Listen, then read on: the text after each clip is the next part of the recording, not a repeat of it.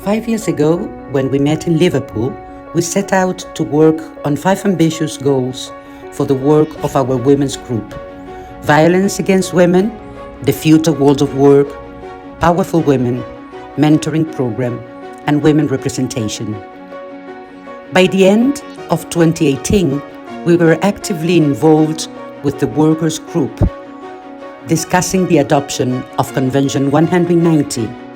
By 2019, and after hundreds of working hours at the ILC, our efforts paid off with the adoption of the first international tool against violence and harassment in the world of work. Thriving on the momentum created by this historic opportunity, we began meeting with our sisters from IUF, Industrial, IDWF and ITUC in Lyon to discuss how to move forward. This small meeting was the beginning of a movement to support the use of the convention, and today this effort has extended as lobbying activities, training and educational campaigns, collective bargaining language, negotiations, and overall change in attitude towards what it means to have a safe workplace.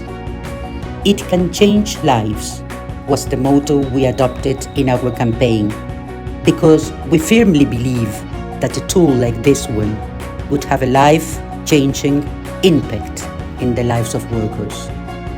The message of our fight against violence and harassment in the world of work resonated throughout all our work and campaigns, such as International Women's Day and 16 Days of Activism.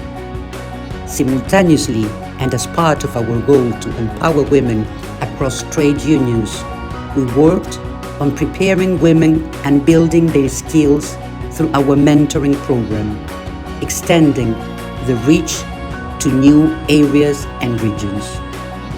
By building skills, by providing women with safe spaces to share their issues and discuss the challenges they face, we were able to give them a voice, to build their self-confidence, to support them in their aspirations. We were able to give them the power that a millennium of patriarchy has taken away from us. But by February 2020, the world took a turn with COVID-19, expanding like wildfire across the world, killing more than 6 million people in its wake. From one day to another, our lives changed, our work changed, and new challenges were on the rise. Our fight was no longer about protecting workers' rights and their working condition. It was about supporting them in navigating this new scenario plagued with death and an uncertain future. Our work became about survival. Our meetings were not just about work. They became channels to support and maintain human contact, a way to share our fears and ease our pain. They became lifelines in a pandemic that did not spare our bodies or our minds. Women workers became the face of the pandemic, with many of them occupying the position of frontline workers. From care to commerce to postal, women workers put their own lives and that of their families at risk to keep us going, and we fought to give them the visibility and the recognition that they deserved. We fought against the rising shadow pandemic of violence, and particularly domestic violence, which increased exponentially across the world as women were locked with their aggressors. We fought to include mental health as a health issue and opened channels for women to share their fears and expectations. And most importantly, we built support and solidarity for all our women across the world.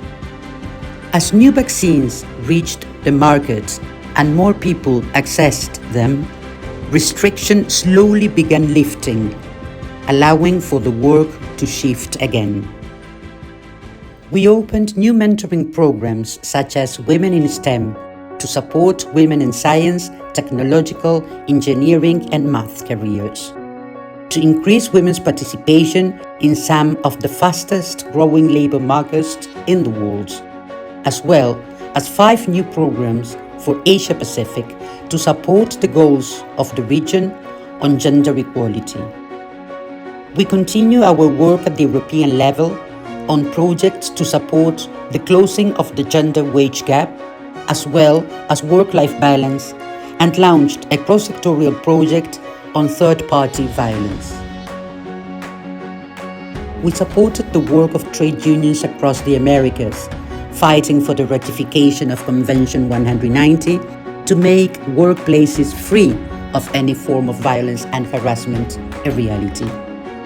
In Africa, we held workshops on the topics of women's health and, most importantly, on mental health as part of our mentoring activities, and launched new programs for Western Francophone Africa. We worked with all the regions and their specific needs and issues, strengthening the work of our team, strengthening the work of our trade unions, and most importantly, supporting women workers across the world. After the pandemic, the world will never be the same, and neither will we.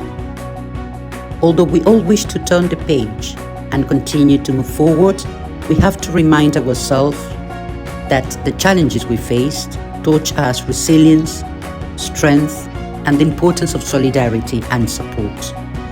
It taught us that together we are stronger, that we are a sum of a whole, and that only if we rise together we can make a difference.